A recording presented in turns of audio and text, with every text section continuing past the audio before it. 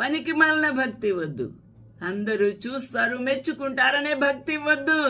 నీ అంతరాత్మను చెక్ చేసుకో. నీకు నీవే సమాధానం చెప్పుకో. నీకు నీవే సిద్ధపడు. నీకు నీవే ఆ ప్రభు యొక్క సన్నిధిని అనుభవించే ఆ యొక్క గొప్ప బాధ్యత నువ్వే తీసుకో. ఎవ్వరూ కాదు. ఈరోజు నా ఆలోచన చేద్దాం. కాబట్టి వినువారు కాకుండా ఉండాలి. విని సరి చేసుకునేవారే కావాలి. మిమ్మల్ని మీరు మోసపుచ్చు కొనకుండా జాగ్రత్త పడండి. వాక్య ప్రకారం ప్రవర్తించువారునై ఉండు.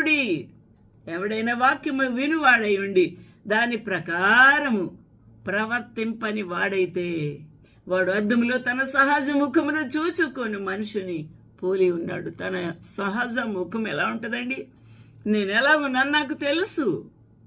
నేను సహజ ముఖాన్ని అద్దంలో చూసుకుంటున్నాను. కాబట్టి అద్దంలో చూసుకున్న తర్వాత అది మచ్చ, డాగు, కళంకం ఏది కనిపించినా సరి చేసుకోవాల్సిందే. ఈ రోజున సరి చేసుకోకుండా అలాగే పక్కకి ఇలాగ అనుకొని వెళ్ళిపోతుంటే ఆ మరకలు అక్కడే ఉంటాయి, ఆ డాగ్ అక్కడే ఉంటుంది, ఆ కంప అక్కడే ఉంటుంది. ఆలోచన చేద్దాము. సహజ ముఖాన్ని చూసుకుంటున్నావు కానీ దానిని కడుక్కున్నట్టుకు ఇష్టపడని వాడుగా ఉన్నావు. ఆలోచన చేద్దాం. వాడు తన్ను చూచుకొని అవతలికి పోయి తానెట్టివాడు మరిచిపోతాడట. తాను ఎటువంటి పాపం చేశాడు, ఏ విధంగా గర్వంగా దేవుని యొక్క వాక్యాన్ని వినలేదు, దేవుని యొక్క వాక్యాన్ని అర్థం చేసుకోలేదు, ప్రభు ప్రేమను నిర్లక్ష్యం చేసిన వాడుగా ఉన్నాడు అని అర్థం చేసుకుందాం. మనం ఆయన ఆజ్ఞలు గైకొనే యెడల దీని వలననే ఆయనను ఎరిగి ఉన్నామని తెలుసుకుంటాం. దేన్ని? ఆ ప్రభు యొక్క వాక్యమునకు లోబడుతున్నామా లేదా? దేవుని స్వరమునకు లోబడుతున్నామా లేదా? హృదయం తెరుచుకున్నామా లేదా? హృదయ కాఠిన్యముతో గర్వంగా ఉన్నామా? ఈ లోకం వైపు చూస్తున్నామా అని మనకు అర్థమవుతుంది.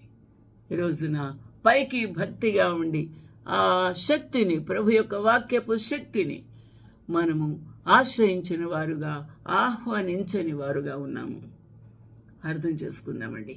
ఆయనను ఎరిగి ఉన్నామని చెప్పుకొంచు ఆయన ఆజ్ఞలను గైకొనని వాడు, అనగా వినుటలో నిర్లక్ష్యము.